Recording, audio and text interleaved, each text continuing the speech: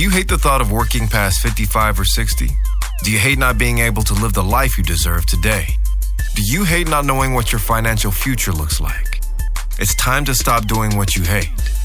Here's your host, Mr. Harold Green. Hello, hi everybody. Welcome to the show. This is Harold Green of Braintree Financial, and it is time to stop doing what you hate. Welcome to the show, everybody. How's everybody's week going so far? Mine's going, it's going okay. There's a lot going on in the world, and things are a little bit stressful for everyone, but I know we're going to be okay. And so I want to welcome my clients to the show, and I want to send a big shout out to you, a big mahalo, big kudos. Thank you very much for allowing me and my team to be a part of your life. And if you're new to the show and you're tuning in for the first time, or you are a continuing listener, welcome back. If you're continuing, welcome back. If you're new, welcome, welcome, welcome. I'm so glad to have you. The title of today's show, it's a serious one, and it is titled, Don't Let Money Ruin Your Life. Right now, as I'm recording this, we're in the middle of the beginning of what they say is the bear market or quote-unquote recession. We haven't hit those numbers yet to be any recession, but people are panicking. They're kind of freaking out. And in some cases, they have a good reason to be panicky and freaking out. But in some other cases, they don't really have reason to be panicking and freaking out. I think people are reacting to what they see other people do. And, we kind of have the herd mentality. If we're following the group says the world is falling, the sky's falling, run for the hills, then that's the mindset you're going to have. But if you're following the group that says everything is going to be okay, just make some good decisions and everything is going to work out fine. So this morning, I think it was very early in the morning, my daughter, she's in New York, going to college, attending classes for architecture, and she calls me and she says, Dad, I'm concerned. In New York right now, it's just crazy. The line at Trader Joe's is out, it's around the building. I don't know if I can get any food, so I'm thinking about just coming home and just kind of weathering this storm. We talked about it, we kicked it around a little bit, and, we came up with a contingency plan, but she was really concerned about what was happening around her to the point where, she's not sure she can even get food because of how people are reacting, and they're overreacting. And so I said, are they going to cancel classes? And she said, well, here we're taking classes in the city, and they said we could go home and then take classes online if we wanted to, just to kind of ease fears. But no, they did not cancel the class. And so when I woke up this morning, the thing that was on my mind was one word: opportunity, opportunity, opportunity.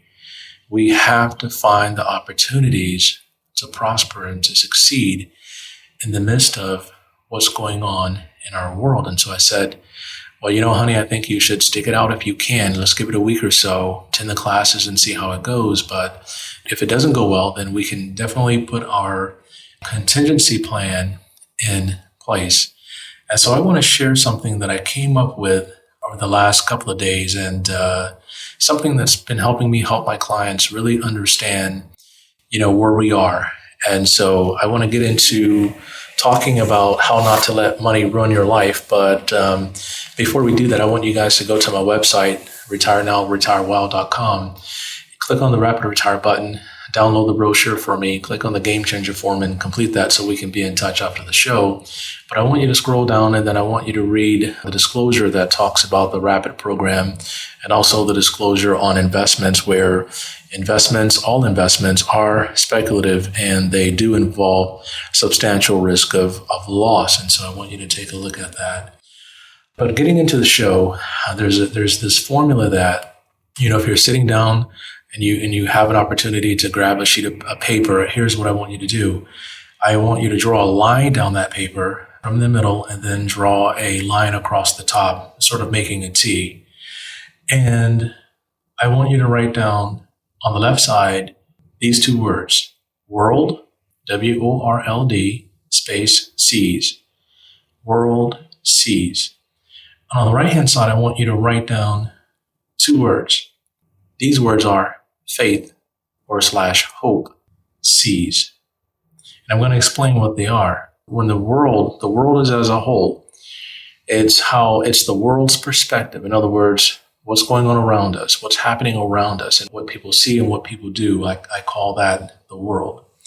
And right now in the world, there's a lot of danger and there's a lot of fear. So under the word world sees, I want you to write down danger/fear.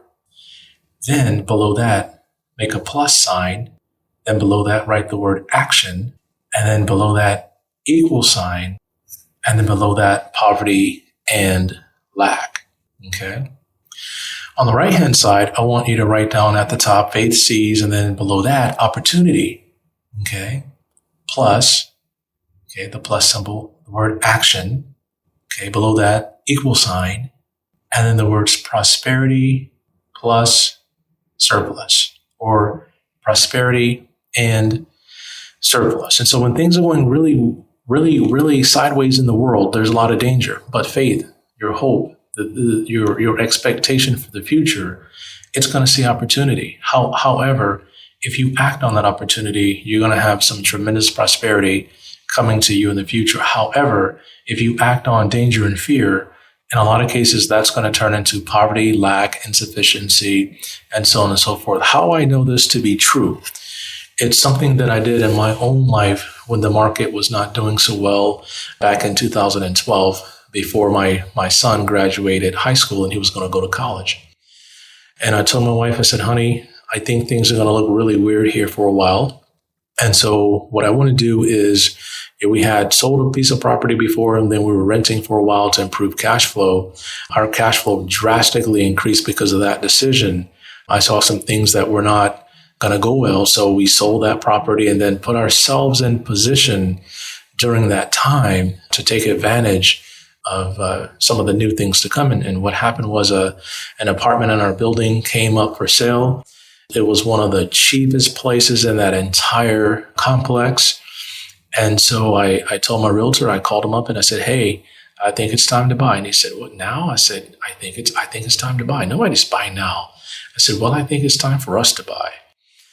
So we looked at a couple of different places, and lo and behold, we put in an offer on the place that was in that building, and the offer got accepted. We went through a lot of hell in order to buy that place. But I tell you, the appreciation on that place was tremendous. I think it went up 25 to 30% within about a year and a half after purchasing it. And when a lot of people saw danger, or they saw, the negative, my wife and I, we looked towards the future and we saw something positive. And so right now, there's a lot of things going on, and people are going to have a lot of opportunity to allow money or their misunderstanding of it to ruin their life. So again, do not let money ruin your life. And one of the ways people allow monies to ruin their life is through their misguided emotions. And I'm going to tell you, misguided emotions are dangerous. Anytime you have to make a decision, you have to make your decision based on the facts. Make your decisions based on sound, fundamental principles, not fear, not panic. But when you do see people going into fear, going into panic, that is the time for you to take actions of faith, actions of hope, and then to take advantage of those. Okay. So in America, I really feel that people's money is tied to their emotions. And I see that in a couple of different areas. The first area I see that in is in their family. If you're married, here's something that I want to encourage you to do. Do not let money ruin your marriage or your life. I've seen a lot of articles about how people, husband and wife, they don't see eye to eye when it comes to their finances. And so, they have two pockets. And at one point in time, when I first started my practice, I would just take on anybody, whether it was, because I needed to grow my firm. But then as I got along in my business, what I found is that working with couples who have a two pocket system was kind of difficult. The my money, his money, her money, my money kind of thing. And so, if I had clients who came on board that way, it was always my goal to help them build some synergy and to build some momentum as a team. And I tell people the reason why you're married is because you have a joint purpose and a joint vision for your life. And if you don't have a joint vision and a joint purpose for your relationship, you might want to sit down and figure out how to get one built, because money will ruin your relationships if you let it. And I'm going to correct myself. It's not money itself. It's our thoughts about money, okay, and how we view money could potentially ruin our relationships. Because as a husband and wife, you got to be on the same page, because if you have kids, it's very important. Okay. And kids know how to play the system. Mom may say, I can't have, and dad may say, I cannot have. But if mom and dad are on the same page, that's a very strong family unit, because guess what? They get into high school, then they're going to get into college, and then they're going to get into life. And so you definitely want to make sure that you're on the same page with those things.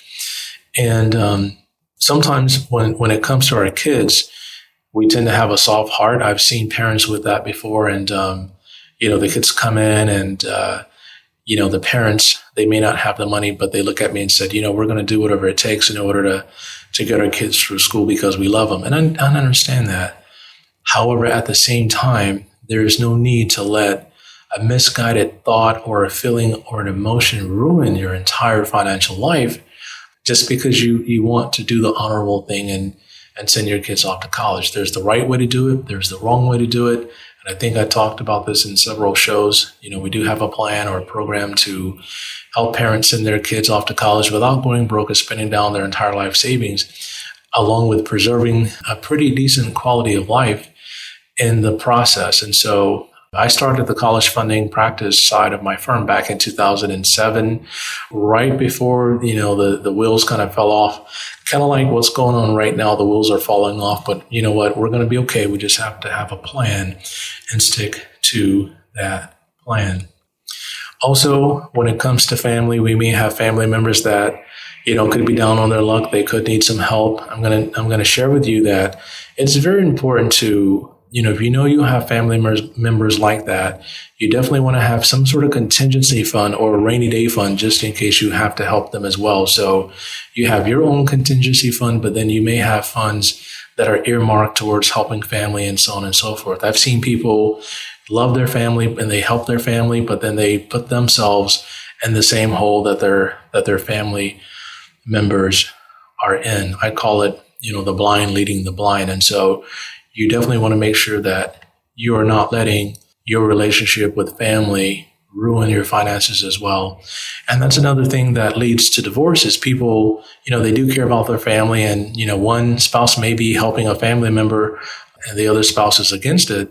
And so that causes, angst and emotional issues and resentment and so on and so forth. And so you definitely want to make sure that you and your spouse are on the same page when it comes to helping out family members and things of that nature.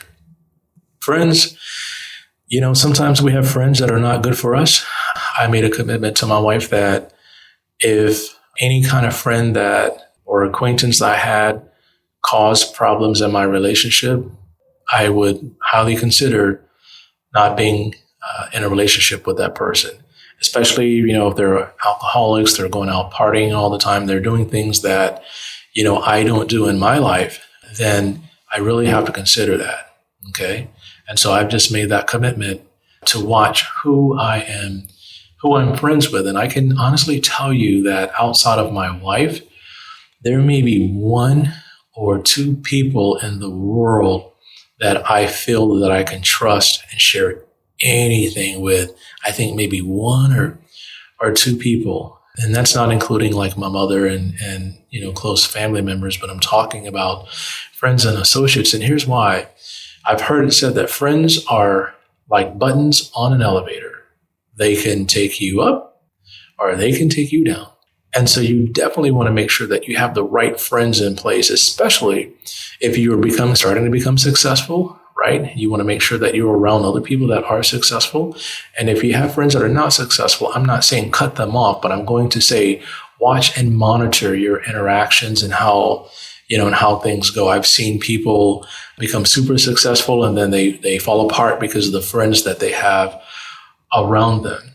And I've also heard that you can either fly with chickens or you can either fly with eagles or cluck and scratch around the yard with the chickens. And so your friends are going to be very important. You need to have a very good support group that will also help cheer you on and things like that if you don't want to let money ruin your life. Again, success breeds success.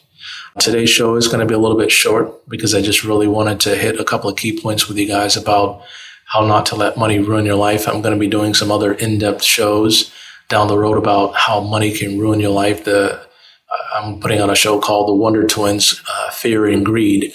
Those are two things, those are two emotions, very big emotions that I see ruining people's lives all the time.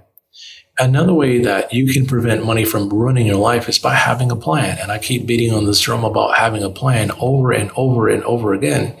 But it's very important to have a financial plan because that financial plan can help you stay on track and it will help you keep your emotions intact.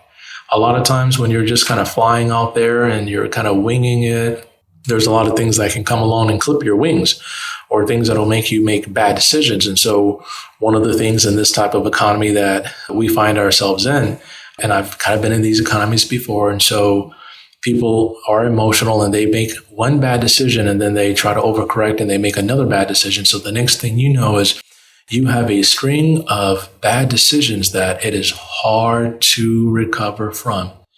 And so if you don't have a plan in place, one that's going to guide your now, your tomorrow, and your forever, it's time to sit down and have a conversation about what you need to do to either adjust or to change in order to be in position to take advantage of the opportunity that we're going to be faced with here in the future. So yes, there is danger in the world. There's fear. There's all these different things, but there is also opportunity on the other side of that.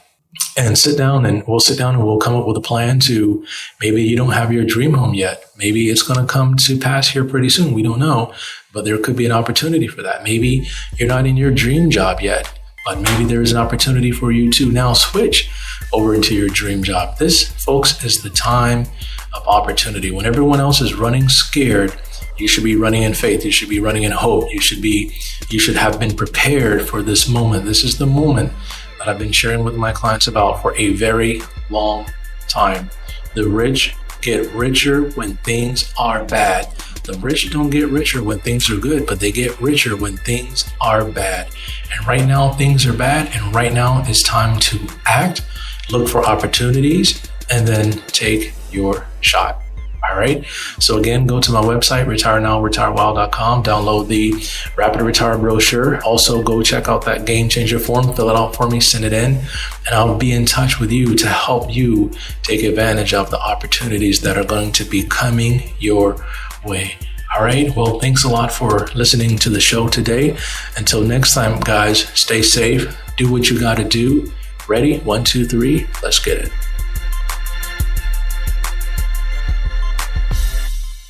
This is the podcastfactory.com.